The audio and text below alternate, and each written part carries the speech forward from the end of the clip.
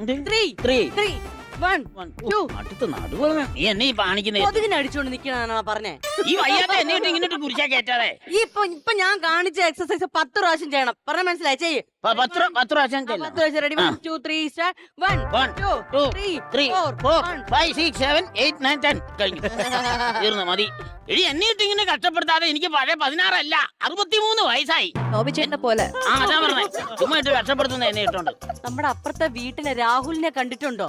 അവന്റെ ശരീരം കണ്ടിട്ടുണ്ടോ അമ്മാവൻ? അവന്റെ ശരീരം നല്ല ശരീരം, നല്ല ഉണങ്ങി മെലിഞ്ഞ് നല്ല സ്ലിം ആയിട്ടായിരിക്കുന്നത്. അവൻ മാത്രമല്ല, അവന്റെ അപ്പനും അതെ അമ്മ അതെ, നല്ല ഉണങ്ങി മെലിഞ്ഞ് നല്ല രസമാണ് കാണാൻ. അത് പാരമ്പര്യമായിട്ട് അവർക്ക് കിട്ടിയതാ. അയ്യോ, പാരമ്പര്യം കൊണ്ട് മാത്രമൊന്നുമല്ല, അവനെ കൃത്യമായിട്ടുള്ള ഫുഡും പിന്നെ എക്സർസൈസും ഒക്കെ നോക്കുന്നത് കൊണ്ടാണ് രാഹുലിന്റെ ശരീരം അങ്ങനെ ഇരിക്കുന്നത്. അപ്പൊ എനിക്ക് ഭയങ്കര ആഗ്രഹം അതുപോലെ ഇരിക്കാൻ. ഞാൻ അവനുമായിട്ട് സംസാരിച്ചപ്പോ അവൻ പറഞ്ഞു അവൻ കുറച്ച് ടിപ്സ് ഒക്കെ പറഞ്ഞുതരാന്ന്. അതുകൊണ്ട് ഇന്ന് മുതൽ